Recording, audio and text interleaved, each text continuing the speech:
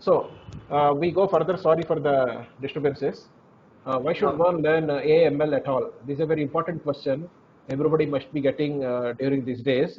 Now, these are the important facts we should remember before we can answer this question. Machine learning globally recognized as a key driver of digital transformation, and it will be responsible for a cumulative investment of 58 billions by the end of 2021.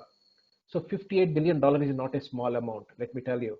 And the global ML industry growing at a compounded aggregate growth rate of 42%, which will be worth almost 9 billion in the latter part of 22. And the neural network market alone will be worth 23 billion by 2024. Apart from this, the deep learning applications market in the US alone has been predicted to shoot from 100 million in 2018 to 935 million, almost 1 billion in 2025. So these are numbers that are staggering figures, which tell you the importance of AML across all disciplines. Okay, it's not just restricted to a couple of disciplines anymore. So this is a word cloud which talks about the prevalence of machine learning, AI, and the associated terminology that you can see here, which is very nicely arranged in the form of a word cloud. And we mentioned the source also, that is from um, Israeli University, Ben Gurion. Okay, moving ahead, how do we define machine learning? So we have to take the help of Professor Herbert Alexander Simon. So Professor Simon is a unique person in which he won both Turing Award as well as Nobel Prize. Turing Award in 1975 and Nobel Prize in Economics in 1978. This is a rare occasion. It never happens. Getting a Turing Award is very difficult. Getting a Nobel is again very difficult. A single person getting both of them in a span of 3 years is extremely difficult. So this person actually has the following to say about deep learning. Learning is any process by which a system improves performance from experience. This applies to even human learning. And machine learning is therefore concerned with computer programs that automatically improve their performance through experience. So whichever algorithm that you have been using, which fits into this definition or this kind of, you can say, receptacle, we can call this as a machine learning algorithm. It could be from statistics family. We'll talk about that like little bit later. So what are the attributes of intelligent behavior, whether it could be human or it could be an algorithm or whatever? First of all, thinking and reasoning is the important attribute, and then use reason to solve problems, learn or understand from experience, acquire and apply knowledge, express creativity and imagination, deal with complex situations, respond quickly and successfully to new situations, recognize the relative importance of elements in situation, and handle ambiguous and incomplete information. So here, the last point refers to fuzzy information. So basically, when all these traits are there, then we can call that as an intelligent behavior. It could be exhibited by a human being or a machine. Okay. Now, machine learning has got these kind of manifestations right now. We'll get into each one of them separately. So it starts with supervised learning, all of us know, and then unsupervised learning. Nowadays, supervised learning is very, I would say, is a beaten track. Many of us know it already, where if you talk about a kind of XY matrix, X is a matrix and Y is a vector, and then Y is the target variable, or you can say output variable. Then we have supervised learning. X matrix is talking about the data matrix. Then, given the information about Y, X and Y, how do we find a functional approximation? Y is a function of f of x1, x2, xn, and that determines the relationship between y and x1, x2, xn. So that depending on the nature of y, this could be called a classification problem or a regression problem. So if y is continuous, we call it as a regression problem or a forecasting problem. If y is discrete, then we call this as a classification problem. So this is very much about supervised learning, where the information is available about the target variable. Okay, that makes life very simple. On the other hand, you have been given only x and no information on y is given to you. Then despite that, you are supposed to find some structure in the data, and then we call that kind of learning as unsupervised learning. Okay, so here we can give a lot of examples. For supervised learning, you have like logistic regression, naive Bayes, multiple linear regression, etc., etc. Even neural networks, decision trees, support vector machine, all of them fall in that category. For unsupervised learning, you have got clustering, principal component analysis, etc. Semi-supervised learning means you have been given a set of data in which you have got both labeled data as well as unlabeled data. By labeled data, what we mean is the information about variable y is available to you, is given to you. Unlabeled means the information about y is not given to you. So it's a mixture of supervised learning and unsupervised learning together. Despite having such kind of structure in the data, how do we tackle the problem? Is all about semi-supervised learning.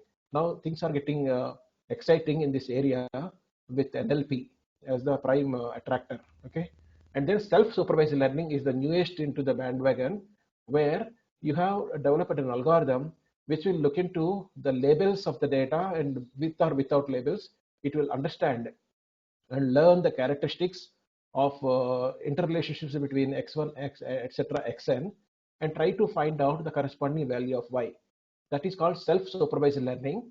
And there, an algorithm is there, but that is dictated dynamically by certain kind of heuristics which are part of the algorithm. Representation learning, on the other hand, talks about given a set of input variables, how do we extract the latent variable or hidden information in the input variables. So easiest example could be principal component analysis. Slightly more difficult could be independent component analysis.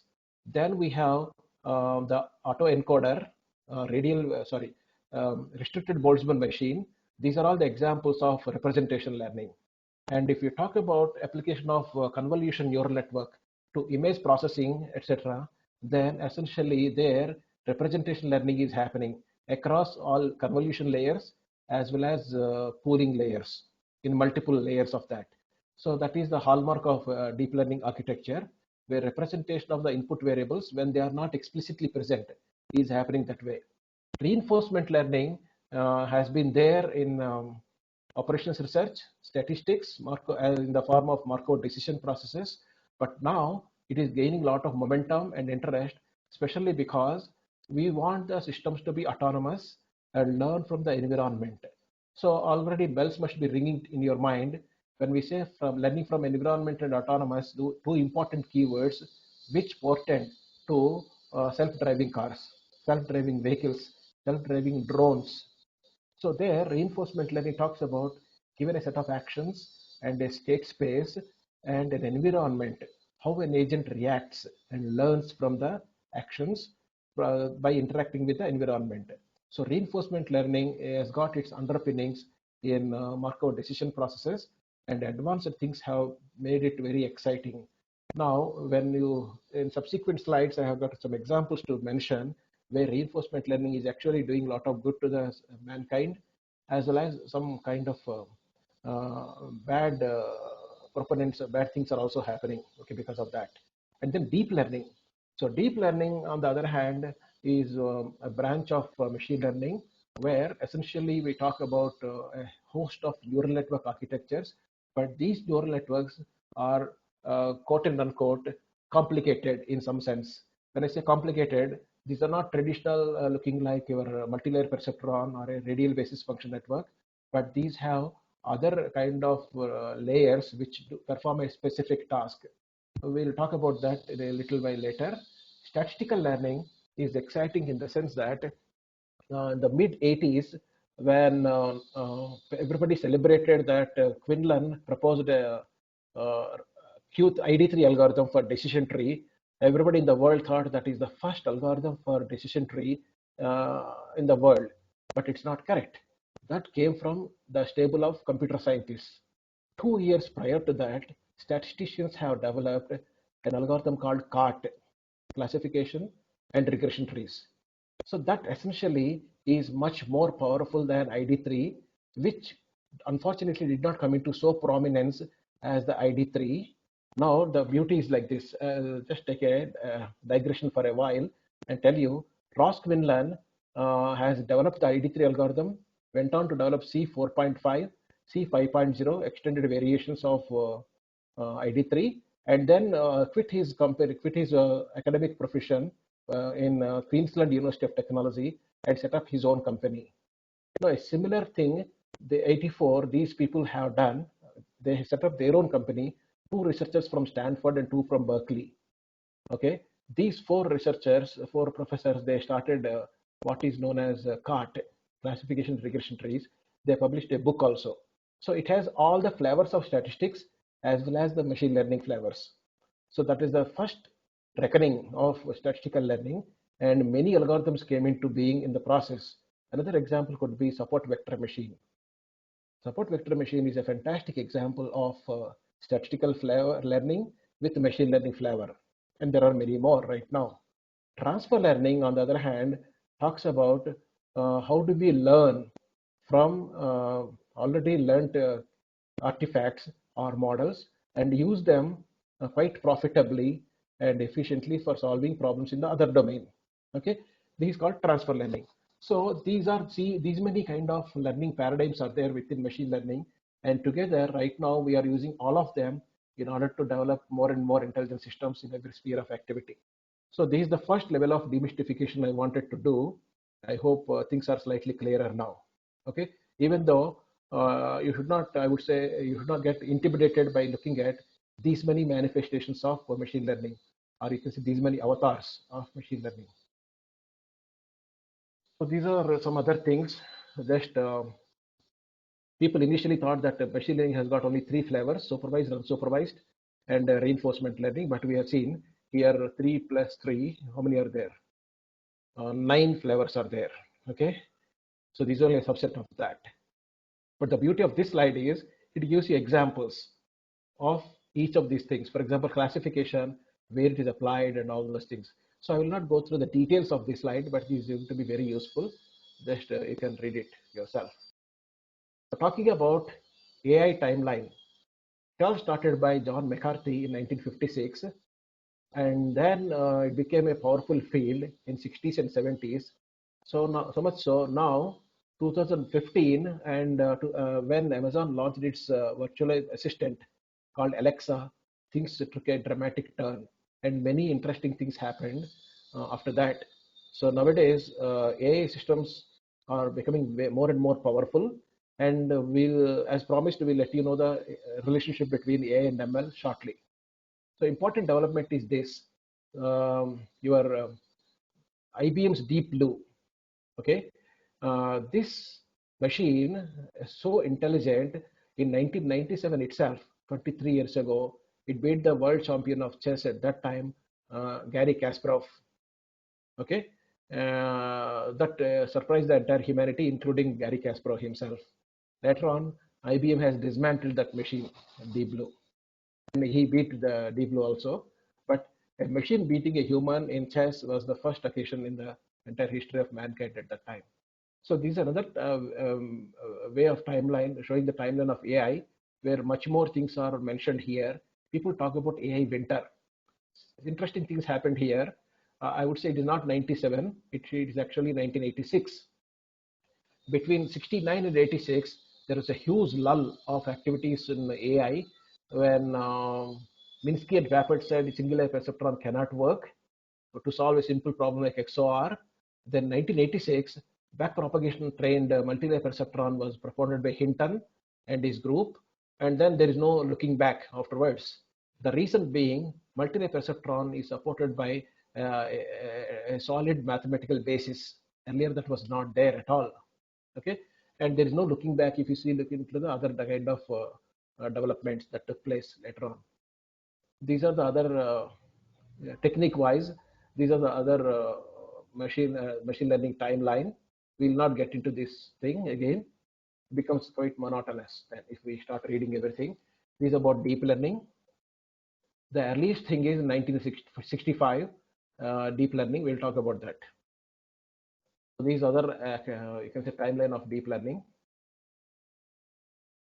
Okay, if you talk about top three types of learning, supervised versus unsupervised versus semi-supervised, it can be mentioned like this. In supervised learning, by virtue of the shape of the object or the property of the object, you can categorize them into three different classes. These are circular, these are flesh shaped, these are star shaped. So the shape of the object is the y variable. Y has got three distinct categories, and hence it becomes a supervised learning algorithm, supervised learning problem. If you come to unsupervised, all of them look alike because the presence of the output variable is conspicuously absent. There is no output variable at all, which will signify the property of the each of these objects, which will be having different characteristics. So they look alike, despite that they form into different groups. So finding them, the inherent clusters or groups or structures is the objective of unsupervised learning in the absence of supervised the learning label. But if we talk about semi-supervised, you can see there is a you have got this one, all these three shapes, as well as the square shapes are there, are occupying all the three different regions. So which label do you attach to them is the question, and how do you solve these problems? This typically happens in NLP, social media analytics, etc. It has got applications there. Okay, so training from scratch is like this. Suppose there are several images of cars are given to you. You learn all the features of the car and then go through the process of image processing, pre-processing steps like thinning, skeletonization, binarization, etc. And categorize them into different categories: car, truck, bicycle, etc. Car is having, in this vector, car is occupying the top slot with highest probability 95%. Therefore, these images pertain to car. This is how traditional learning has been able to do. Uh, okay, but then if you go for transfer learning, you have a totally different kind of paradigm in which the same set of cars is given to you, but then you have got a pre-trained convolution neural network. This neural network has been trained on images of cats and dogs from a different domain altogether. Based on that kind of training, it can identify whether this is a car or a not, car or truck. So this pre-trained CNN model, here you're training it, here no training takes place. Simply the images of cars is fed to pre-trained CNN, and you get the new task, which is nothing but identification between car and truck, and it is identifying this as car. So one example of transfer learning, which we come across in our daily life, is as follows. That will make it much simpler to understand. For example, if you want to learn everything on your own about deep learning and reinforcement learning by reading books, by going through online tutorials, online PPTs, etc., then that is called training from scratch. You are learning everything on your own, self-supervised, you can say. But if you depend on a teacher, if you attend some seminars, if you hear to somebody who is delivering talks, then his knowledge, whatever he has learned, he is passing on to you through his talk, through his seminar. That is called transfer learning. He's transferring simply his knowledge into your brain. That is called transfer learning. So this guy, whoever is talking here, that can be considered as a pre-trained CNN, so to say. So that is a metaphor of understanding what is transfer learning. Okay. Representation learning, already I mentioned to you, these are examples of PCA, ICA, RBM, and CNN.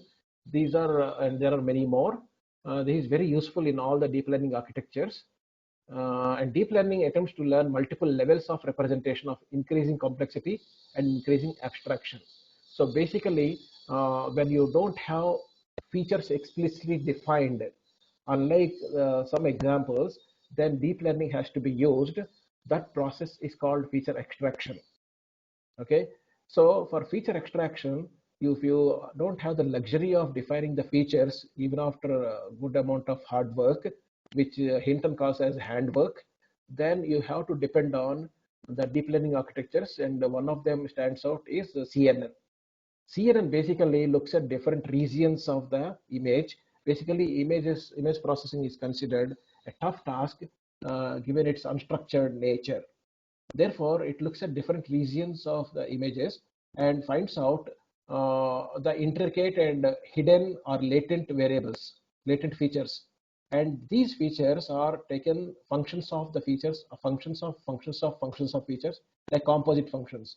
Why I'm saying them as composite is when your CNN has got multiple convolution layers, basically we are doing a composite mapping of multiple levels.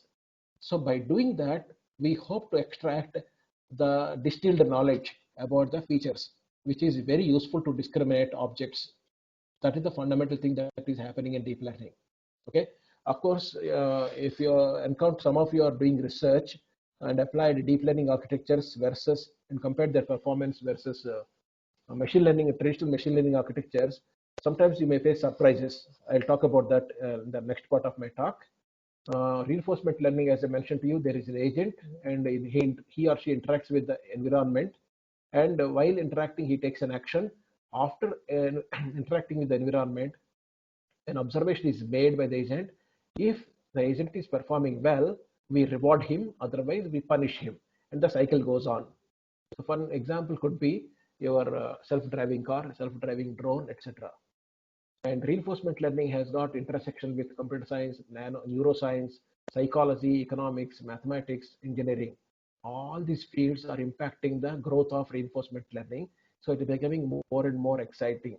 And as if this revolution is not sufficient, people have married deep learning with reinforcement learning, and the resultant output is deep reinforcement learning, deep RL they call it. Already it has been there for the last 5-6 years, and many people are working on this now. So this is one picture that we come across in internet, which I don't like so much, because at times it can be confusing. But then, for the sake of completion, let me just say this: AI is a bigger basket. You can say biggest basket. Out of that, a good amount of portion is machine learning techniques, and out of machine learning, a small amount of that is deep learning. That is how they are related, but we have a different way of saying the same thing. So traditional machine learning happens this way: you give raw input, you do feature engineering, which is called handcrafting by Hinton. Then you get features in the form of a nice matrix where columns are the features and rows are the observations. Then you apply traditional model for classification, machine learning model, and you get this kind of approximate boundary, and finally get the output. But if you go for deep learning paradigm, all the steps are removed. You don't need all those steps. You simply give the raw input to the deep learning network, which is having multiple hidden layers. It could be multiple convolution layers, and finally get the output. That's it. So the feature engineering, which is including feature extraction and feature selection, both are different. Those are done by the architecture of the neural network itself. It is designed to perform those tasks, and it also does classification at the final layer, and finally get the output. So everything is a kind of unified or combined in terms of layers. That is the hallmark of deep learning. Okay. So deep learning, there are three varieties of deep learning architectures: generative, discriminative. I'm sorry, generative, discriminative, and unsupervised. In generative, you have got autoencoder, variational autoencoder.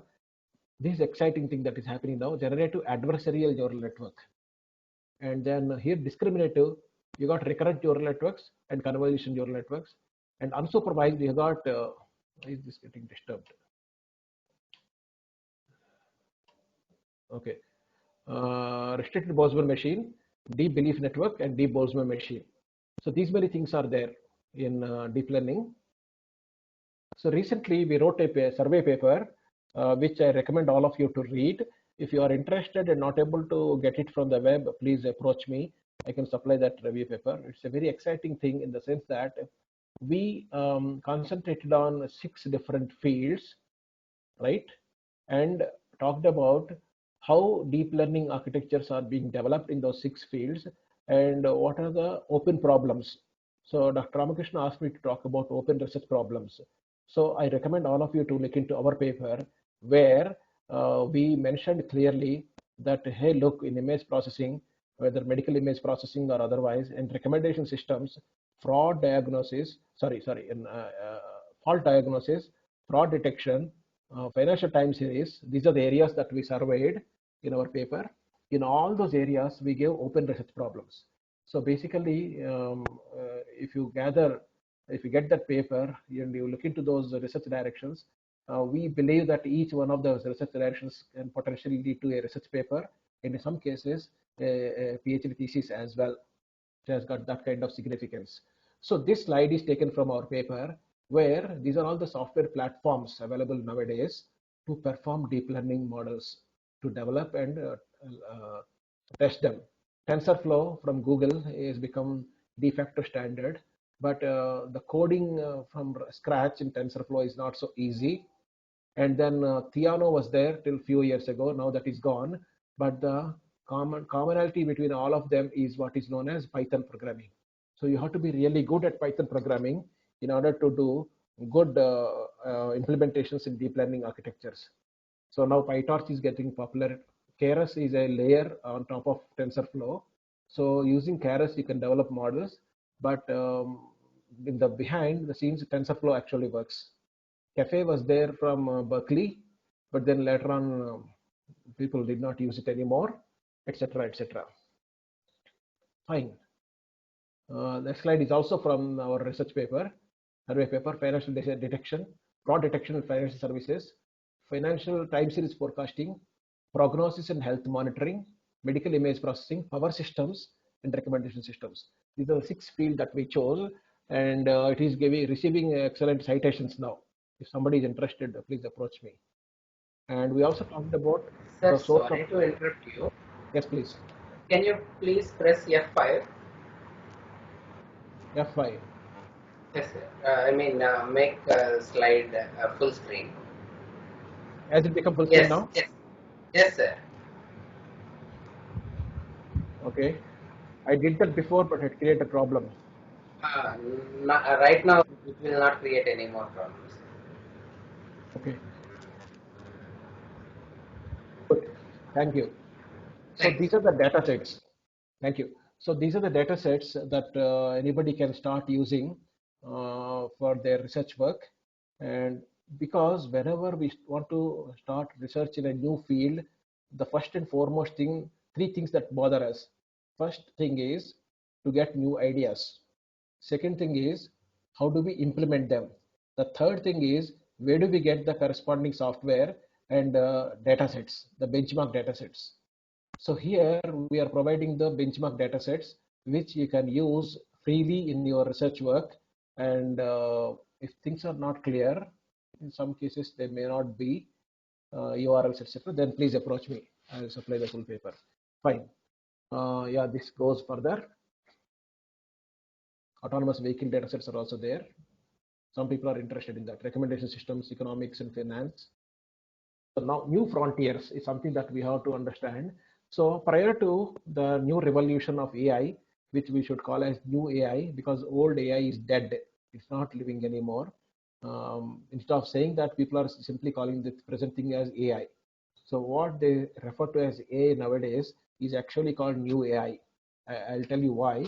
Earlier, expert systems were there. So in late 90s, that was a craze, like what it is right now with respect to deep learning. So I was very young at that time, and I was looking at several professors, and everybody was claiming that they are developing expert systems in their fields, including civil engineering, mechanical engineering, structural engineering, etc. Then I was wondering, what is this expert systems about? I read through books. Then I found out, okay, this is a branch of AI. But then slowly, within 2 3 years, it left without any trace. The so-called professors, everybody left expert systems, and then the reason for that is expert systems of that time were not having solid mathematical background. Later on, the same expert systems were developed with the help of neural networks and fuzzy neural networks. So fuzzy computing and neurocomputing contributed or in fact some crosstalk. Somebody should mute. So some soft computing architectures started helping developing expert systems in a big way, and there is no looking back. Okay, so right now, uh, then people said that okay, we can do several things with AI, ML, but then there are certain things reserved for human being. You can do number crunching faster and better than human being. Agreed. That has been the case since 1950s. That is the reason we embraced computers in a big way. But then there are certain areas where human being is really expert at. Those areas are actually where skill is involved, not rote learning, not a kind of computational aspect. The skill involves certain disciplines such as poetry, storytelling, story writing, and then you got music, art, painting, etc. So then they said you cannot beat humans at all. This was a challenge thrown to AI and AI researchers. Then they said, okay, you have beaten Gary Kasparov in chess, but there are much tougher games, board games. These are called board games. Something like Go. Go is a very powerful and complicated board game compared to chess. They'll give you some figures later on just to tell you how complicated it is. So these are the new frontiers which are showing you here. So if somebody takes pride in reading or in writing a horror story, some people are really interested in writing horror stories and also seeing horror movies. But then if you think that human beings alone can do this, that is a mistake. Right now, there are machines, algorithms which can write horror stories much better than human beings. So these one except from such a thing, I will not read completely. She fell to the floor from her cries and muttered a soft, "Come to me," something like this. I'll not read further. Okay, this is actually not written by a human being. Grammar, everything is perfect. Semantics is taken care of. It will create a lot of horror and spine in the chill in the spine. But then it is written by a system called Shelley. Shelley is developed by MIT researchers, and they said it can write horror stories. The only thing that you have to do is you have to give it past horror stories as input.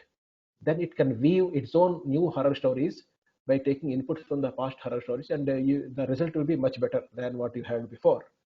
And AI almost won the literary prize in Japan. Artificial paintings were gone. So some algorithms of AI, deep learning rather. Now when we say new AI, we're referring to deep learning. I will repeat it twice, thrice, but then you can take it as deep learning. Some algorithms, deep learning algorithms are given as input paintings from Pablo Picasso, famous painter, and then it comes out with its own new painting, which is not done by Pablo Picasso, but is a brand new painting and perfectly flawless. And real-time machine translation.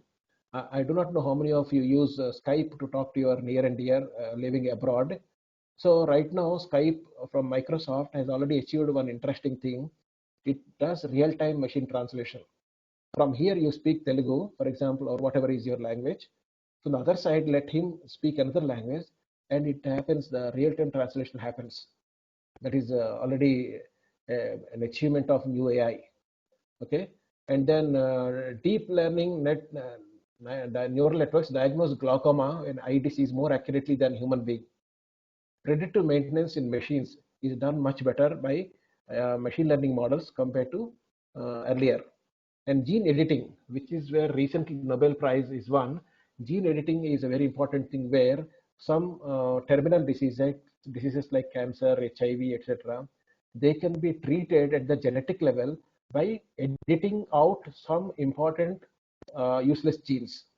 They were creating problem, and you can edit them, and it is different from the clinical, the medicines that people are given, or the kind of radiological examinations people are getting thrown to undergo and all that. So at the genetic level, people make the changes, and that won the Nobel Prize. And once I read through that, I suspected that some kind of big data analytics would be there, and my suspicion proved to be right, that actually it involved big data analytics. But these biologists, they did not somehow, they mention as a matter of fact that big data analytics systems are used. But for us, computer scientists, using big data analytics for this important problem, which helps mankind, is an achievement, right? So that is what I wanted. This is the latest happening. Just 3 months ago, we came to know. And artificial music composition on the right hand side, you can see development of new particles in physics. Okay, physics is supposed to be the, you can say, purest of, I will not say purest, one of the pure sciences with a little impact from other sciences except mathematics. But then for developing new particles in physics, they are taking the help of big data analytics. Periodic table, if you remember from chemistry, just to remember all of them, year after 1 year is difficult. You can create the periodic table in 2 hours using deep learning architectures. And cognitive cooking, cognitive robotic surgeries are done by IBM Watson. AI recreated the experiment that won the Nobel Prize in 2001. AlphaGo, I was mentioning about Go, which is a board game different from difficult than chess. It has got 2 into 10 power 170 possible moves compared to chess, which has got 10 power 120 moves. Addition of one exponent after this one creates a lot of issues. Where is 10 power 170 and where is 10 power 120? So that is the complication level of Go. And here AlphaGo from Google, they won over Lee Sedol, the world champion in 2016. And later on, he stopped playing Go at all. He's totally depressed. You may not know this. And a Liberatus beat 4 professional poker players. So poker is considered to be highly, poker means the pack of cards, but they claim that it is a difficult and more intelligent game compared to other variants of pack of cards. Poker is also there played in a lot of casinos. So Liberatus A machine has beat them. Intelligent healthcare is there. Intelligent transportation, cars, buses, and trains are happening. So Daimler Chrysler Benz has already developed driverless trucks in Germany, driverless trams. So these things are happening. Driverless trams I have seen in Singapore, but then these things are touted to be different. And robotic surgeries are happening now. Okay, so these are all the new frontiers that are happening thanks to the new AI or deep learning architectures. Now we take a shift towards the data that goes into all these machine learning models. Okay, why we need it all that? So here, bank, telecom, and other businesses, scientific data, astronomy, biology, web, text, e-commerce, user logs, social data, IoT data, all of them generate data of various varieties. Okay, and we'll see in a while what are these varieties. But important common denominator is that they do generate a lot of data. So therefore, people can call that as data flood, data tsunami, data deluge, such kind of things. So here, once data is generated, what do we do with this? So this is a very important slide here. Before we understand the generation of data and its relation to machine learning and AI, we have to understand this particular slide. I take you back to 1600s, where the first paradigm of science flourished. Till 1600s, the first paradigm of science was about performing experiments. Experiments of various kinds in physical sciences, chemical sciences, etc., and trying to make inferences from the experiments. But there was no theories at that time. After 1600s only, people said, if we keep on doing experiments, there is no way, but we have to generalize these experiments by way of equations. So once they thought about that, the new paradigm of science is born, that is called model-based theoretical science. Okay, so experimental science has given rise to theoretical science, and these two collaborated with each other till 1950, which means experiments are devised, conducted, corresponding theories developed. Sometimes theory refuted the experiments, sometimes supported the experiments, and sometimes some experiments supported the theory, sometimes refuted the theory.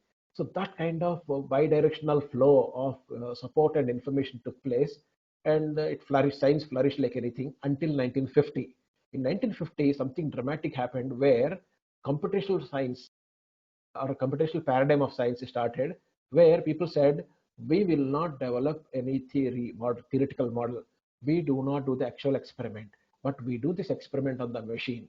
One example could be drug discovery, molecular modeling, vaccine development, etc., etc.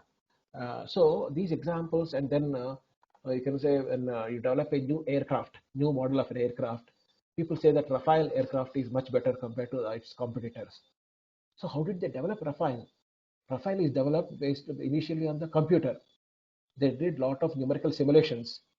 Then once they're satisfied with the numerical simulations, then only they went for the tunnel modeling, where the tunnel experiment is conducted with a small model of the aircraft, and then once that is successful there, it is working according to the simulations, then the large scale manufacturing was taken up. Similar thing is with respect to drug discovery. When they first of all figured out which molecules of drug or drugs interact and closely bind with the molecules of the disease. So here binding energy computations, binding angle, they were determined from quantum mechanical computations, and that led to the startling revelations that some molecules are not considered good candidates for drugs. Some are very good candidates for drugs. Therefore, they concentrated on those filtered molecules and they started developing experiments in the lab scale. In the laboratory scales, when they were successful, they went for clinical testing, pharmacological testing, then they went for human trials, and finally the drug comes into the market.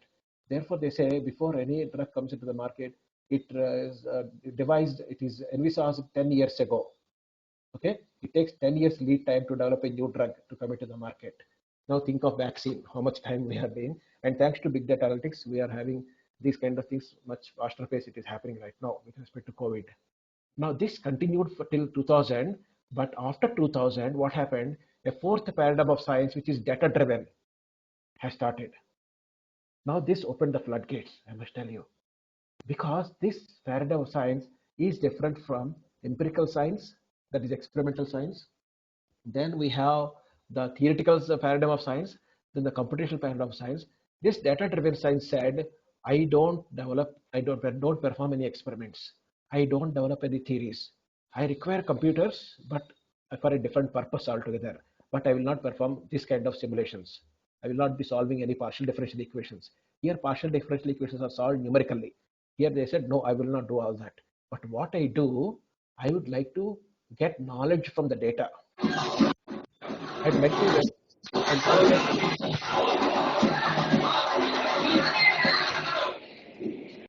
excuse me, some crosstalk. Thank you. So they said we'll develop, we extract knowledge from the data with that can be the learning or unsupervised learning, but that knowledge is going to be very useful to the experimentalists, or if it is applied in business, it is useful to business domain. So that is where we are right now in. This talk is about the fourth paradigm of science. So e-commerce applications, person buying Amazon, book in Amazon, then Amazon recommends other books to the person he is likely to buy. Ramakrishna sir, some disturbance is there. Please request them to mute the. Yes. Yes, sir. I request all the participants, please make sure that your mic is muted. Yes, sir. Thank you. So Amazon says, let us say you purchased a book in Advances in Knowledge Discovery and Data Mining by Han and Camber, right? He wanted to buy this, but Amazon recommends data mining, practical machine learning tools, and data techniques with Java. The first one is written by Han and Camber. The second one is written by Ian Witten and I.B. Frank. Because Amazon found that it looked the moment you type this string in Amazon, it immediately people who bought this book also bought this book. There is a kind of affinity between the two books.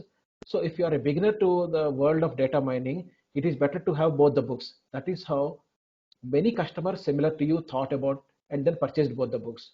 So initially you two wanted to take the help of Amazon to purchase one book, but you ended up buying both the books. The second one is recommended by Amazon. This recommendation is happening because of an algorithm called, it's basically a recommendation engine. The algorithm is called collaborative filtering. Collaborative filtering is done by Amazon.com in 2000, and now almost everybody is doing the same thing. They are copying the same algorithm. Everywhere, this is same thing is happening. If you are into research now, you're also seeing the similar thing happening over there. If you search for one paper in a SenseDirect or Springer Link or IEEE Explorer or ACM Digital Library, immediately it says these are the related papers. When we did PhD, we didn't have this luxury. We had to manually search for all the related papers. Now, you people, whoever is registered for PhD now, you have this luxury and benefit. Okay, so Google does predictive search, Gmail's personalized advertisements, Facebook does a lot of recommendations, personalized recommendations. These are all the examples from e-commerce. And if you look at the data, 5 exabytes of data was created in 2003, according to UC Berkeley estimate, of which US produced a maximum. Twice as much information was created in 2002 compared to 2099. Why are we referring to 2002 when we are about to quit 2020 and going to 2021? The reason is very clear. In this year, there is a watershed development of data from all disciplines. Around this year, 2002-2003, biological researchers throughout the world announced to the world saying that, hey, look, we completed the complete mapping of human genome. Human Genome Project was considered the important project in biology, and they achieved it. You know the consequence of that? The consequence of that project was they could identify 30 to 40,000 genes responsible for beings behavior. Some people get some diseases, some everybody doesn't get those diseases, but some people get other diseases. Some people speak for some way, so other people different way. Some people, the way we walk, the way we talk, everything is different. The way we think, because these are governed by genes. So they found out these are the genes responsible, and entire human behavior can be captured and characterized by these 40,000 genes. So that was the kind of thing. These discoveries happened around this time. So I would say these 2 years we should not forget, 2002 and 2003. Important question here is very little data will be ever looked by human being. So this is a very important slide. On the x-axis, time is plotted. On the y-axis, data growth in terms of data size is plotted in terms of gigabytes. So data is growing at exponential pace. Data is utilized at a linear pace. How do we bridge this yawning gap, which is ever increasing? You can see this is increasing gap. How do we bridge this? There are two solutions. Both are required. First and foremost, we should have sophisticated algorithms. Sophisticated algorithms which will actually capture the data and analyze the data and immediately tell which is useful data, which is where information is and knowledge is hiding, and extract that knowledge and give it to you. And where is useless data, it will say it is useless data. But that makes the utilization very clear, easier, and then this graph also moves up. Utilization will increase. Second, and fortunately for us, right now, almost on a weekly basis, researchers world over, data scientists are churning out newer and newer algorithms, more and more sophisticated algorithms from various fields. When I say various fields, from statistics, from machine learning, from computer science, multiple algorithms are coming, and each are performing better than the previous ones. Therefore, developing sophisticated algorithms, there is no dearth, there is no deficit. People are doing fantastic effort. The second challenge or second solution to this problem is we don't have enough manpower. We don't have enough qualified and trained manpower. Where do we get them? What are the numbers? So just to give you a perspective, 2011, McKinsey company, the world's famous, one of the famous consulting companies, they said there was a dearth of 200,000, that is 2 lakh data scientists in US. 2 lakh data scientists were required in 2011 in US. And immediately they did not stop there. They projected that this number will become 1 million, that is 10 lakhs in 2020. And that is indeed correct. That prediction indeed came out to be truth. And now US, not only US, all countries are facing severe scarcity of data scientists. That is the reason almost all universities nowadays are launching their master's program, nowadays even bachelor's program in data science, data analytics, predictive analytics, etc. Why are these things coming? Because we want a new generation of workforce to tackle this. Once we have the qualified and trained manpower, so please remember here, anybody and everybody cannot become a data scientist. I want to warn you this. You have to spend considerable amount of time. You have to get some degree or a certificate. One certificate alone is not sufficient. If you, in order to get multiple, instead of getting multiple certificates, get a degree. Online or offline doesn't matter, but get from reputed universities. And then that is the beginning of transition into data science. Okay, from any engineering or science discipline, you can transition, but this is the prerequisite. Sorry. So how do we define the non-trivial process of extracting useful, non-obvious, and actionable knowledge of knowledge from huge masses of data? This is how data mining is defined. So data mining is the word that we heard 10 years ago, 15 years ago. All of us heard. I guess all of you faculty heard. But this is the definition. This is the most non-controversial definition. First of all, you should get knowledge from data. This is the important thing. But what kind of knowledge? It should be useful, non-obvious, and actionable. It has got 3 different qualifiers. Please remember, if any one of these qualifiers is missing, then don't call it data mining. Important thing is this process of extracting knowledge from data should be non-trivial, which means it's not very easy to understand. You can do only with the help of algorithms. With the naked eye, you cannot do this. That is the meaning of that. If these things are satisfied in any process, you can call this as data mining. Now I ask you a simple question. Extracting knowledge, sorry, extracting all the customers who are having a home loan of greater than 20 lakhs from ABC Bank. I said customers having home loan more than 20 lakhs from a customer database in a bank. Is that called data mining? No, that is called information extraction. You're not applying any algorithm there. Simple SQL query you're doing. That's all. Similarly, if you want to search for any string in Google, can that be called data mining? No, that is called information extraction. It's not knowledge. Knowledge is different from information. For in order to get information, simple querying is sufficient. But in order to get knowledge, you need to apply algorithms. That is what separates data mining from this business intelligence or applied this descriptive statistics, etc. Therefore, data mining is not a new discipline. It is actually a consortium of techniques coming from statistics, operations research, databases, machine learning, and new AI. I mentioned new AI means I told you already.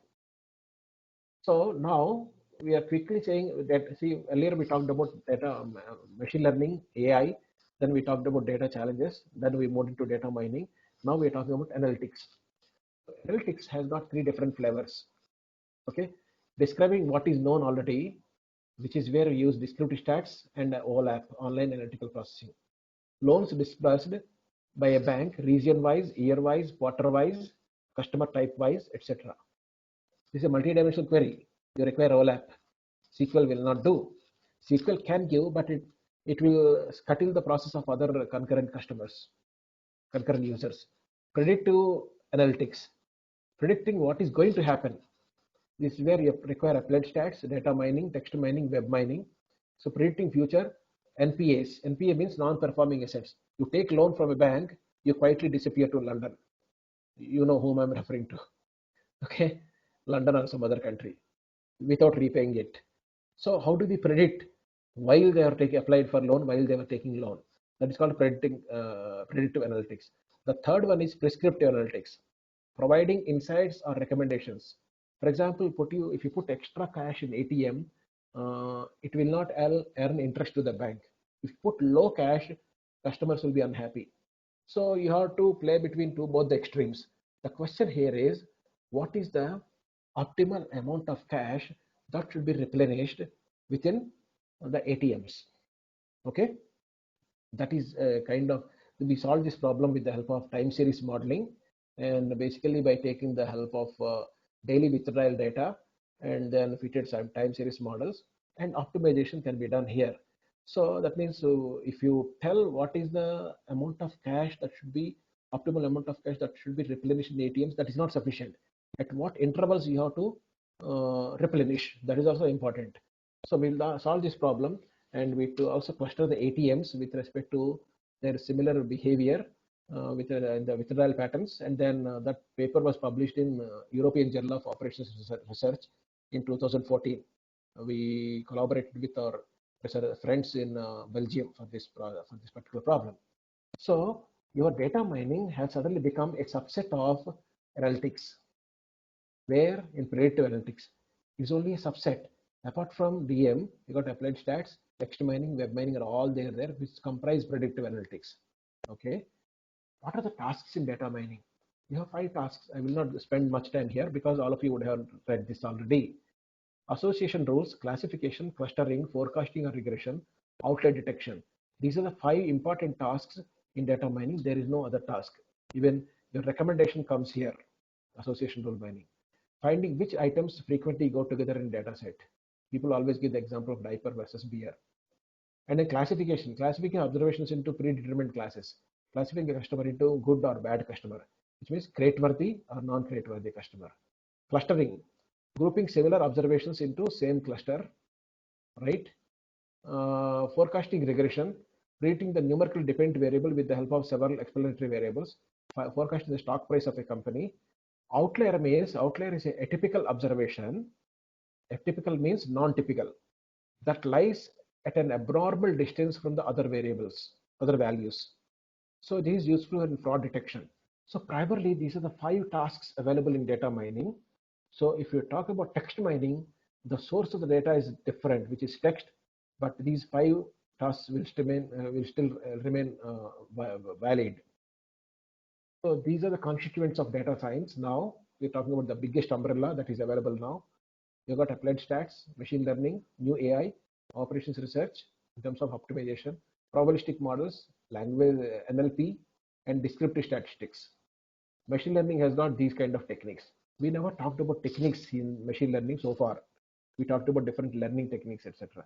So SVM, SVR, support vector regression, support vector machine, decision trees, naive Bayes, neural nets, case-based reasoning, and reinforcement learning. Okay. Now we have several pictures like this. These are the different competing methods for performing clustering of data. Okay, you have got k-means, then k-medoids, dbScan, fuzzy c-means, self-organizing map from neural network family, evolving clustering method, which is developed by one of my friends from New Zealand, and then evolutionary computing based. Okay, there are several professors from IIC Bangalore, IIC Calcutta. They have developed these methods. We also developed our own method for performing clustering based on evolutionary computation. But apart from all these methods, this method stands out. The reason being, this method requires only one iteration, only one pass over the data set, whereas remaining techniques require multiple passes on the data set. When I say multiple passes, in multiple iterations, the algorithms looks at the data, whereas this method looks at the data only once. That reduces the computational complexity greatly. So recently, we made this amenable for big data analytics by parallelizing this algorithm with our PhD student under Apache Spark environment. These are popular clustering algorithms.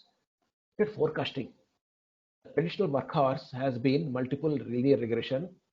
Then Professor Tipshi Rani from Stanford University gave lasso regression, which takes care of regularization in this.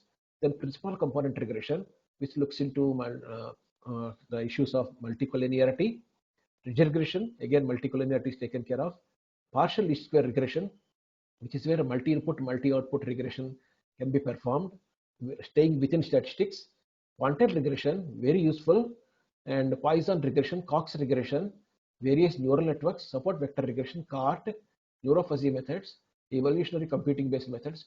So these are all the competing methods to regression. See, the space is getting crowded as far as regression or forecasting methods are concerned. So you can always come up with some algorithm which could be different from this and which can perform forecasting. So compared to clustering, forecasting methods are crowded. More and more methods are there. Talk about classification. This is also appearing to be crowded.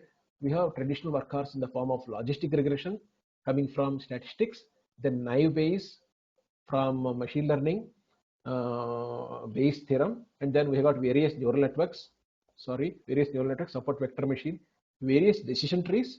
So many decision trees are there. ID3 is not the only one. CART is there. C4.5 is there. CHAID is there. Okay. Then fuzzy rough classifiers, then random forest, treenet, and then evolutionary computing based methods, classifiers.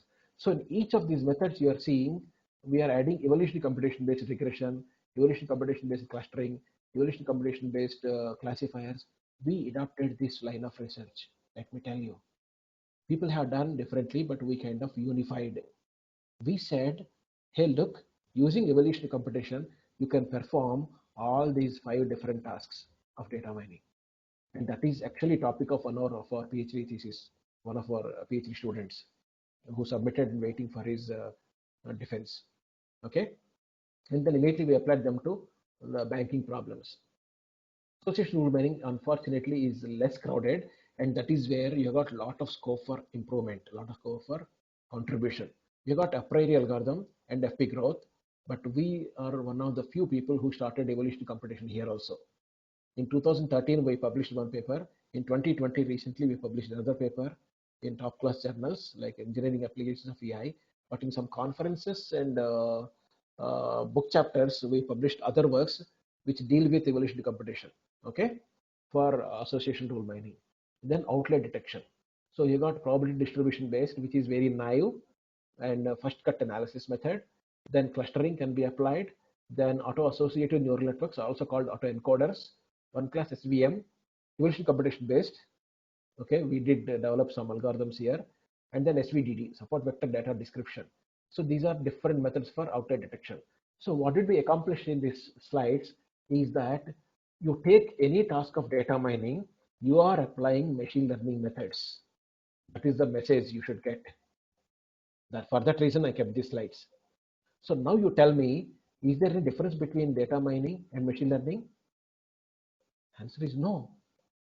You are getting knowledge from data in data mining. In machine learning also, you are feeding data to machine learning algorithms. You get knowledge at the end of the day. That is what we want to point out here. Okay, let us go ahead. For statistical learning, this is what I promised you. Support vector machine is one, latent Dirichlet allocation. This is for topic modeling. MCMC and GIF sampling, very powerful for learning restricted Boltzmann machine, which is, by the way, one of the topics which I'm going to speak in some college. They invited me next month. Okay, Gaussian mixer models, different populations. Sometimes data set is a mixture of different normal distributions or Gaussian distributions. How to model that? Hidden Markov model, conditional random field, RBM training. This is what I said. Restricted Boltzmann machine, CART and Mars, lasso regression, variational autoencoder. In all of them, there is a statistical flavor. There is a machine learning flavor. But because the basis from statistics, we call them as statistical learning methods. So they are also performing machine learning. Okay. And feature selection. Feature selection, again, see, a lot of ML algorithms. These are statistical algorithms. This is what we popularized. Mutual information, right, from information theory. All these methods, multi-layer perceptron, GRNN, GMDH, WNN, RBF, different traditional neural network architectures, decision tree support vector machine, heuristic computation. We developed some methods here. We now have a PhD student to work on that. Rough set based methods and forward selection, backward elimination. These are from statistics. So these are all 6 different categories of feature selection methods.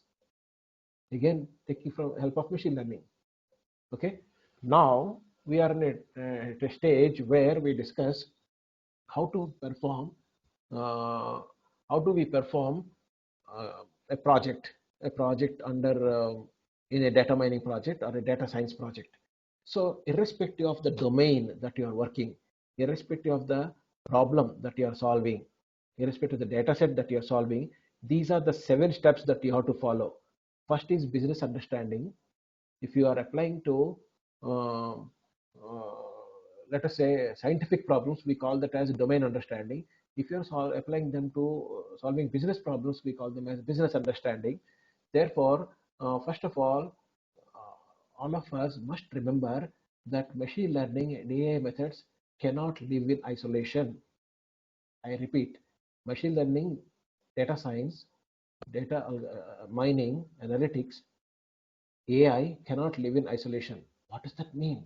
What that means is, unless and until you apply them to a domain, they are useless. They are useless mathematical constructs. You can't derive any benefit out of them.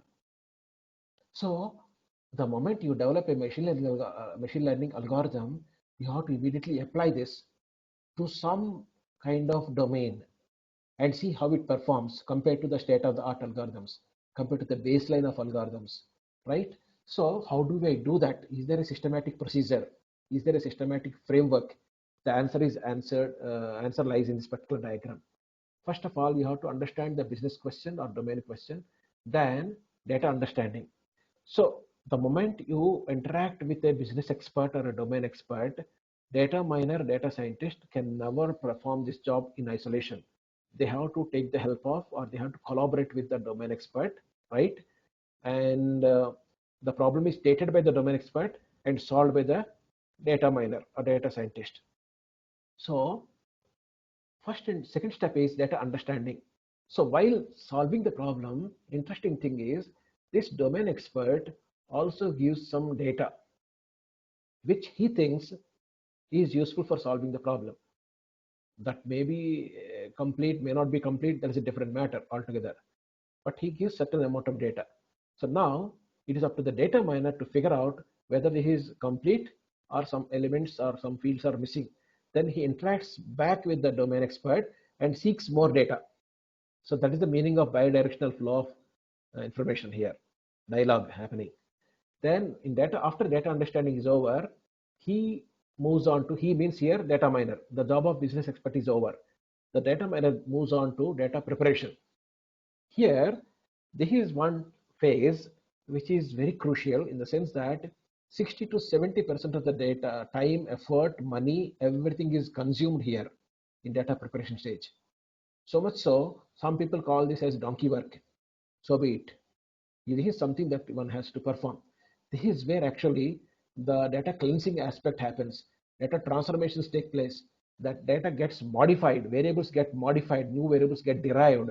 All these things happen here in data preparation, which Hinton calls as handcrafting. Okay, you try to remember what I said in the beginning. So once data preparation is done, this is called heart of data mining project because it's so important. Then once we discuss heart, we have to look at brain. Where is the intelligence? The intelligence is lying in the modeling. In modeling phase, basically the machine learning model or data mining model is built. Built on what? On the data that is just generated, that is just prepared here, right? While preparing the model, while developing the model, again there will be some kind of questions, queries.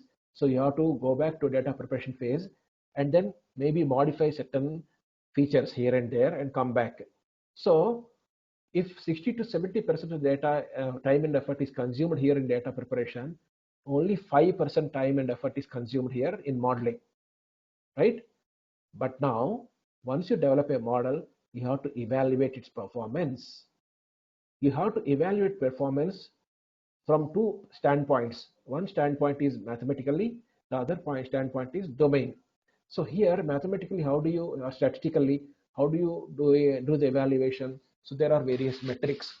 Here we have metrics like area under ROC curve, sensitivity, specificity, F-score, precision, recall. All these measures are there for classification problems, which will categorically tell you how good is your algorithm for classification.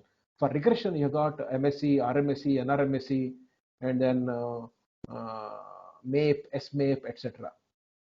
Okay, for regression problems.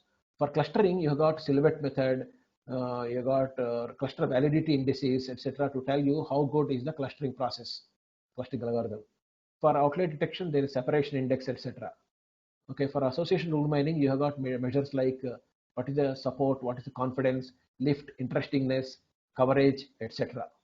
So various measures are there specific to each of the data mining tasks for evaluating the success of the performance of the model.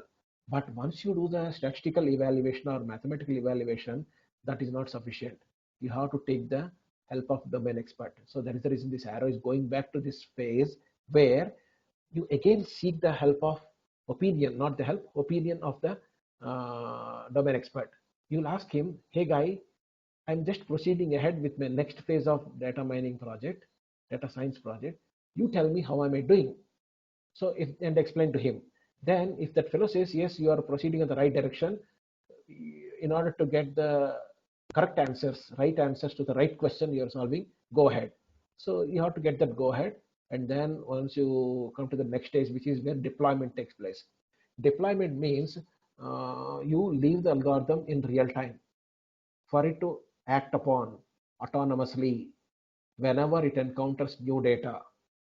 It is supposed to encounter new data and then make the inferences or decisions then and there itself. In the process of making inferences there, the results that it could give may not be palatable to the domain expert. So this is where we advocate a kind of open mind to the domain experts and business experts. You should not flout the model's performance just for the sake of doing that because they have got 30 years of experience in that domain. No, data mining and data science always throw surprises, surprising results to the domain expert. Data miner is not in the domain. It is his job to develop the models, run the models meticulously. He may or may not be surprised. It is the domain expert who gets surprised, and you should be prepared for the surprises. Once that is done, the next phase is there, which is monitoring. Monitoring then is the last phase of the project development, process development. Here, what happens is you monitor the performance of the model developed here, deployed here, and this model deployed here, don't think that it will run for centuries. It will not even run for beyond 3 months. After 3 months, the performance degrades. The performance degrades because the data that enters into this from real-time flow changes. Data changes because customers' behavior changes.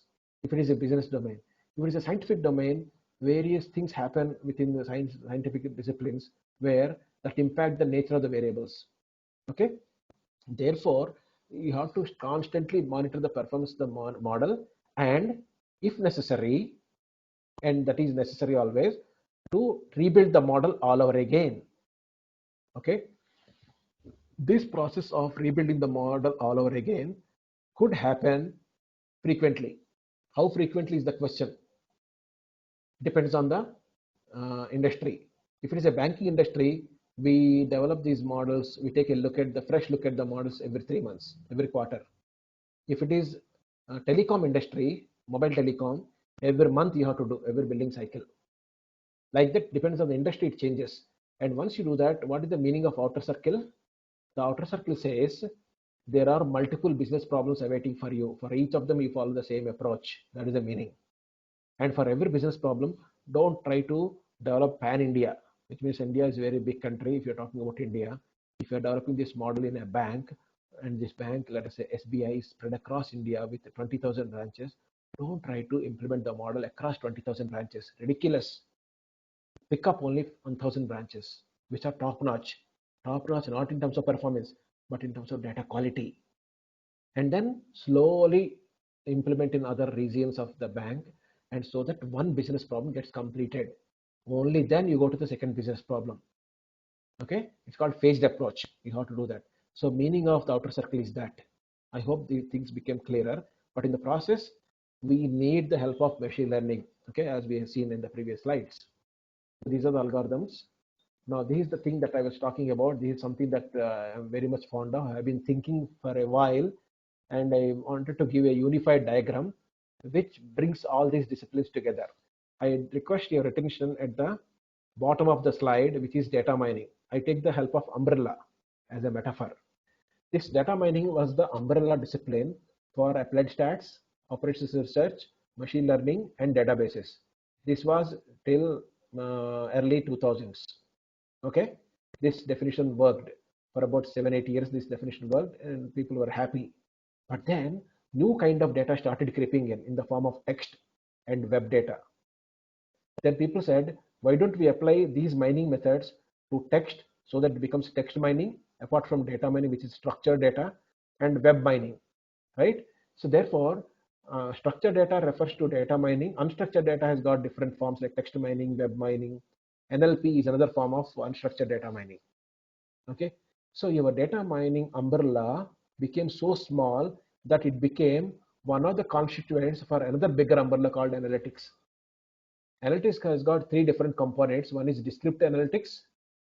Mind you, we talked about applied statistics here. So here, descriptive analytics requires descriptive statistics, which means giving the data and presenting the data and the information in the form of bar charts, pie charts, histograms, etc. Which is very good, I tell you, which solves a lot of problems, which is good as an information source for top managers in a bank, top executives in a bank. But then OLAP is also required to solve multidimensional queries. I have given you examples. On the other hand, we got optimization techniques playing a key role in analytics in the form of prescriptive analytics. So here we tell you what is present in the data in the form of information. Here we tell you what is going to happen in future. Here we tell you what you should do. We are giving a recommendation here, business insights. So this umbrella got over. So our data mining umbrella is subsumed under an umbrella called analytics.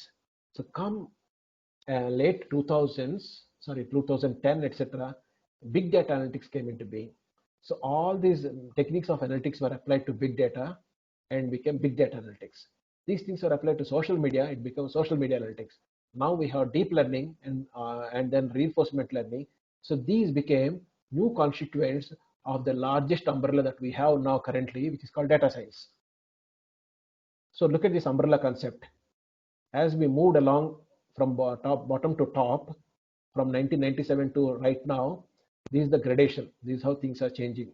I hope now with this slide, whatever confusion you have about these disciplines is totally erased. Please tell me later on, okay? But I want your confirmation. So these are applications. A lot of applications are there in biotech, energy, finance, healthcare, government, gaming, and hospitality. In finance, you don't have to depend on a broker for your financial investment things. You can take the help of a algorithmic trading, where the broker himself doesn't use his brain, but he uses the brain of the models. Algorithmic trading is done. Energy. So if you are, see, an important thing about energy is, once you develop, generate energy, electricity, you have to consume it. You cannot store it. So therefore, depending on the demand, which is fluctuating on a daily basis, how do we produce the electricity, which is required only for that day, and that gets consumed? Okay, so that requires again time series modeling and all that. So a lot of analytics is being used. Biotechnology already gave examples. Government uses a lot of these things in income tax department right now in India. It is happening, and for monitoring terrorist movements, etc. Healthcare, a lot of things are already there. Insurance sector, manufacturing, retail, internet, pharmaceutical, I mentioned already, telecom, and there are other applications. Agriculture, NLP, image processing and vision systems, virtual personal assistants. So if you had the word chatbot, we are referring to that. Self-driving cars, fraud detection. I will not go through each one of them. These are all the applications of ML.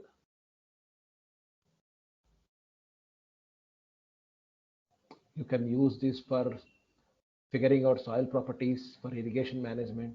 You can use in the production phase for weather prediction, weed detection, etc. And then nutrient management, livestock disease detection, processing phase, demand management, production planning, etc. So, interestingly, I tell you, almost every couple of years, we in India we face a resource crunch with respect to onions. They really give tears to almost all consumers, even to the headaches to the government, if not tears. You should understand the basic problem. What could be happening? Onions, when they are produced in bulk, especially in Maharashtra, that is the state where maximum production takes place, lot of onions are getting produced and they're stored in godowns. Before any shipment is taking place, many of them getting rotten there. That actually dents the profits and morale of the farmers, and then reduces the supply. Once the supply is reduced, demand goes up, is anyway constantly increasing, prices go up. So this is the cycle. Therefore, how do we reduce this rotting of the onions? So one girl from Nashik region, I guess, she started a startup. Very interesting thing. Uh, she developed some sensors, optical sensors and chemical sensors, not optical, chemical sensors. She placed them in the godown at very vantage positions. The moment onions start decomposing, just before getting rotten, they release some smells. These smells are captured by the chemical sensors. Immediately, some alarm will be there. So he and her colleagues will be alerted. Immediately, she will alert the farmers or whoever is the middleman, and they take care of that. So before they're completely getting rotten, they ship it, even sell it for less price. That is how scarcity is reduced. Number one, constant supply of money is guaranteed for farmers. So this kind of inventory management things are ML techniques are being applied in inventory management, and everything is happening through internet IoT application. So she's taking data, she's taking the help of sensors, and she's analyzing. The only thing she stopped doing, probably she will also start doing, is that you have to develop models. That means you can predict when the onion is going to decompose.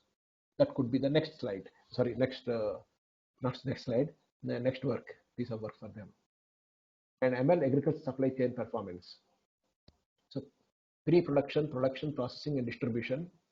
You take all this data, we put in the form of a neural network basically, but yeah, you can get the meaning of that. All this data is required, and you can go for supervised learning, unsupervised reinforcement. So many options are there, and these are performance, economic performance measures, social performance measures, and environmental, etc. Telecommunications, a lot of applications are there. 5G, 5G throws a lot of data by way of software-defined network and network function virtualization and cloud radio access network. So these are all the, you can say, the ingredients, building blocks of 5G networks, and each of them throw different kinds of data, and they are unstructured. So if you want to provide uninterrupted services to the customers and corporates at large, then you have to take care of take the help of machine learning techniques. Energy efficient 5G networks using machine learning. This is what yeah, I will not go through in the interest of time. Already it is 3:40. Banking applications are there. Customer experience, AI empowered employees, AI powered insights. So as we speak, some banks have got robots already helping. Physical robots. I'm not talking about chatbots. Physical robots already helping some bank customers. They tend to ask very routine questions. So these questions are answered by the robots, the physical humanoid robots available in certain particular branches, and most of their questions will be answered there. If the robo by any chance cannot answer certain kind of questions, immediately to redirect you to the relationship manager within the branch. So these robots are placed in the branches, some important branches. So these are the things. Healthcare, medical imaging is growing, taking a lot of attention. See, I tell you, 1998 itself, 22 years ago, when I met Professor Besdek, he was giving one tutorial in an international conference. The tutorial was about how to use fuzzy clustering for detecting tumors in brain. So he was working in University of Southern Florida, Pensacola. He was a consultant for some of the local hospitals. So he used fuzzy clustering of the radiological images of human brain, and then he helped a radiologist to decipher uh, what is a cancerous tumor and what is not, what is a malign and benign tumor, that kind of thing.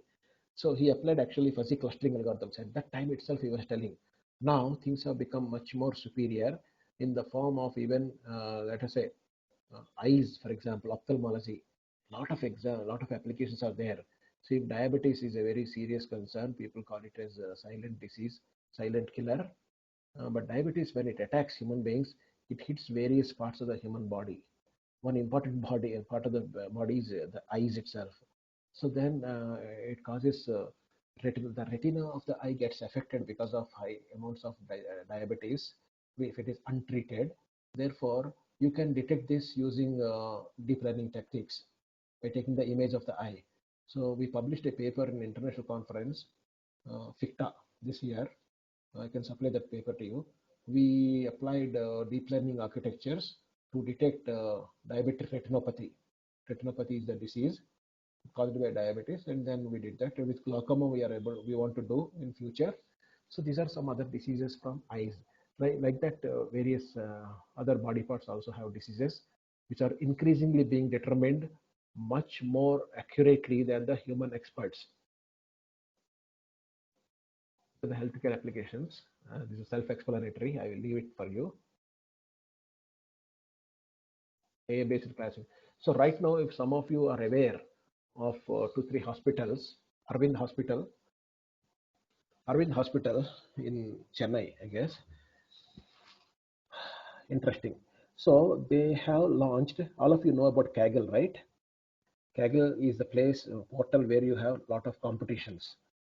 Arvind Hospital has launched a competition, right, of where the prize money is 50,000 US dollars. 50,000 US dollars, ridiculous amount of money for the first prize. You know what they did? They, in fact, they should not have done that. They took the images of their own patients, of course, by masking the names, etc., and then put them in the web. Whoever comes with best models for detecting certain diseases, they were given the first prize. This, I think, competition is already closed. So these kind of things are already happening within India. I want to tell you, some in real life people are using it.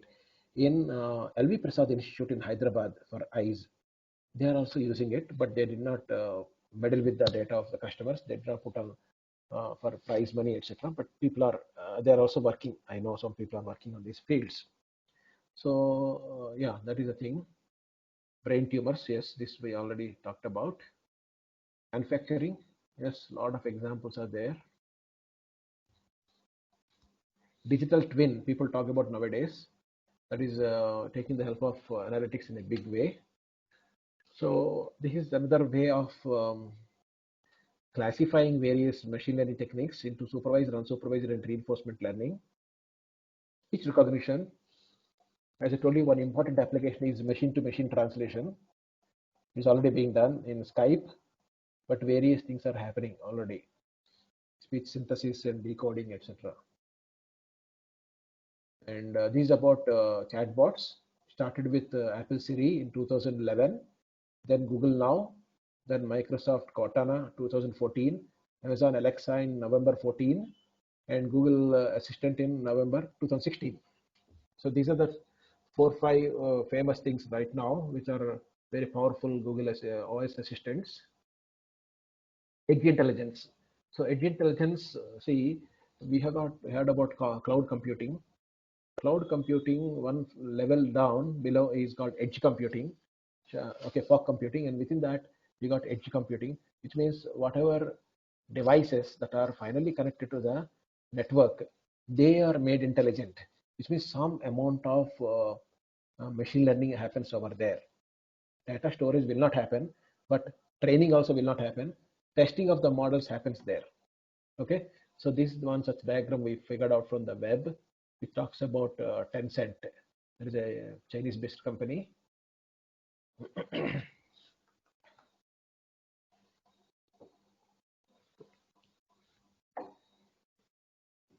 Virtualizing edge computing infrastructure and networks. So these are research challenges. Especially, lots and lots of applications are there in security, cyber security. This is one fertile area. All of you can work.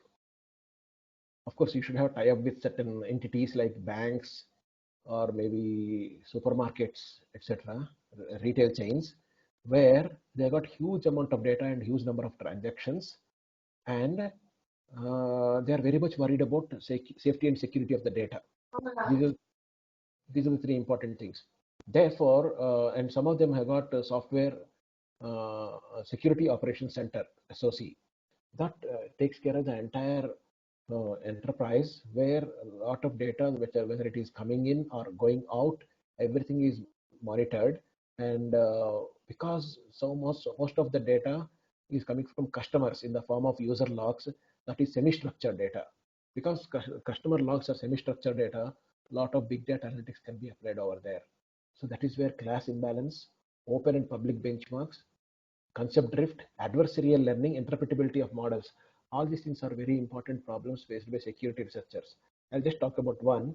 Class imbalance means you have got majority class versus minority class, but you are interested in the minority class, and minority class is so low represented, disproportionately low in number compared to the majority class, that no matter which algorithm you use from machine learning, no matter the sophistication, it always tends to perform very badly on the minority class, which means the sensitivity or true positive rate is very low.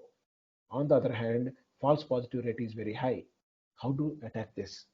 So this is where people suggested data balancing methods, which are there for the last 10-15 years. Then SMOT was there since 13 years. Okay, now people are using GAN, General Adversarial Neural Network. Sorry, Generative Adversarial Neural Network. So here there are two neural networks competing with one another. తీసుకుంటాడు చాలా intelligent persons. One network generates samples from the minority class. The other one detects. Okay, and then says, yeah, it is a correct sample, go ahead, something like that. So we did again some research in that line, and we published a paper also. Adversarial machine learning is catching attention, where I tell you driverless car is going, and basically it looks at the images, and then algorithm looks at the images and gives instructions whether the image looking there is turn right, it will turn right. If it turn left, it turns left. But if let us say stop is there, so immediately it recognizes stop symbol is there, which means it is programmed to stop few meters or few yards before. But then, because it is an image of the original stop symbol there, right, and that is attacked by adversary, he will introduce some noise into that. So therefore, the stop gets nullified, and then the output from the algorithm says go ahead. So the car, driverless car, simply goes ahead, ignoring the stop sign, and accident takes place. That is called adversarial machine learning. When adversarial attacks happen, how do you perform machine learning, which is immune to such kind of attacks? So people are working on them nowadays. Okay, interpretability of models. So decision trees are very much interpretable. We tell you the knowledge that they have derived from the data in the if-then format, but then you have other models which are black box. So how to make the black box models interpretable? That is a challenge. So DL for edge computing, these are all the open challenges. DL means deep learning, data parallelism versus model parallelism. So fortunately, when you have big data paradigm, when we are working on Hadoop or Spark, data gets parallelized because of HDFS. HDFS, the Hadoop distributed file system, takes care of data parallelization. All that what you have to worry about is model parallelization. That is where research component is there. Okay. Okay, fine. These are other research directions. Distributed machine learning, yes. Performance, fault tolerance, privacy, portability. So these are other challenges. Federative learning, 5G networks, these are energy efficient uses. Okay. So Dr. Ramakrishna also asked me Sir. to talk about. Yes, sir. Yes, sir. Dr. Ramakrishna also asked me to talk about what kind of problems that we should attack.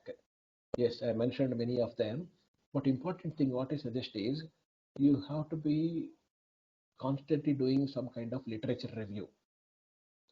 As to, let us say you have chosen network security, ML, machine learning for network security. Then you have to keep on reading multiple papers in order to get new ideas. That is number one. Some of the conferences are nowadays are open source, which means their proceedings are available online, free of cost. Please download them and start reading them. Some softwares are freely available, some datasets are freely available. So these are the important resources. If you happen to develop a new algorithm or a minor variant of an existing algorithm, how do you test it? So that is where you require some skills of Python programming. So I tell you, I learned it very hard in my PhD days. You should not depend on anybody for coding. That's the first thing. At the time I was coding in C. I was not so proficient before that, but I had to learn. If I didn't want to depend on anybody, I had to learn C. So I learned C to the extent that is required for me to do my research. So I can never claim that I'll develop a software in C which is equivalent to Microsoft or maybe having IBM kind of software. No, that was not my intention. My intention was to develop a functional code which will implement my models and give the results. It will not have any kind of GUI, etc. So basically what I'm suggesting is you choose one language, let us say Python. Python is the de facto language of data science nowadays and slowly getting replaced by Julia, but that will take some time. So Python you have to master, I would say. That is number one. Number two, lot of packages are there. You have to start knowing about them. New data sets are there. You have to start downloading them and start using them. And big data analytics is so prevalent, so easy nowadays, so inexpensive. If you have 2, 3 laptops, or actually say 2 laptops in your house, one laptop becomes the master node, the second laptop becomes the slave node. So you can download the client version of, let's say, Hadoop or Spark, and then start implementing big data cluster. You can implement a standalone cluster or a Mesos cluster or a Yarn cluster and start playing around them. So this requires a lot of self-learning and do it on yourself. So these things can be done by you, and you should not feel ashamed, or you should not feel intimidated. Array this much things, how can I do? No, people are struggling to do that. So and if you want to get promotions, etc., things are becoming really tighter and tighter nowadays in almost every engineering college or every university. Therefore, you have to have SCI cited index journals. So there are many. SCI means Science Citation Index. So Web of Science has got all the journals which are Science Cited Index, that they will have impact factor. So you have to choose those journals and publish. So few examples I can suggest to you is expert systems with applications, difficult to get through. Engineering applications of AI, slightly easier. Applied soft computing, broad journal, but then it depends. Sometimes it is easy, sometimes it's not so easy. Knowledge-based systems are really tough, but then if your work is good, really they take it. And the beauty about knowledge-based systems is within 1 month you know the result. That is the beauty. Applied soft computing typically takes about 3 to 4 months. EAI takes about 6 months maximum. Expert systems also takes about 6 months maximum. And I have been doing for the last 1.5 years is, the moment you submit to journals, in the review process itself, they are taking more time, sometimes 2 years. So in the process, somebody else publishes the same idea. This happened to me on multiple occasions. Then always feeling myself and my students were feeling depressed as to what to do. Fortunately, now we have archive. So what I suggest to you is, the moment you work on work on a model and your experiments are completed, you finish the working of the paper, immediately put that on the archive. Therefore, you are putting the flag immediately, saying that yes, we are the first people to work on this problem, and that is an announcement to the world that nobody else can claim on that. Later on, that same work or slightly modified work you can submit to journal or a conference. Nobody will object, because nowadays everybody knows why people are submitting in archive. This is the reason. Okay, time should not be lost in reviewing process. Archive prepared you can do easily without free of cost. And please don't go for paid journals. That is my humble request to all of you. Paid journals, if you do that, are called predatory journals, and they drain the system. Ultimately, in the hurry to get the papers and hurry to get the PhD degree, you may get it, but then later on, after getting the PhD degree and looking at your papers, one will feel ashamed without doing any review, just because they wanted 20,000, 30,000 I paid, and they published it. So let us not do that. Okay. So these are some of the pointers I wanted to share with you. But constant reading and literature review is the important thing. And then this particular field of deep learning is so exciting. Sometimes it taxes the human being, human researcher, in the sense that myself and my students keep wondering, if we go to sleep tonight and tomorrow morning we get up, we don't know what kind of new algorithm will come into the space. Such kind of speed is there because 24 hours in the other part of the world, somebody else is working. So people are, there's a fierce competition in this field. Many people are churning out almost on a daily basis. Newer algorithms are coming. So what I suggest is put a Google Scholar alert. I do that for some other areas. So whenever new algorithms, new papers come, immediately that will come to your desktop and your inbox. Google Scholar alert. Okay, Google alert.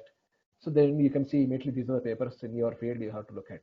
So these are some of the tips I wanted to share with you for doing research, and never compromise on the quality. Don't cheat the systems, don't cheat the journals, don't cheat the conferences. Never submit your paper to multiple journals, multiple conferences simultaneously. That's called academic cheating. And plagiarism is important. There are now tools available, sometimes free of cost, where you can test the uh, similarity content of your article, manuscript. Okay, Grammarly tool is there for testing and correcting your English.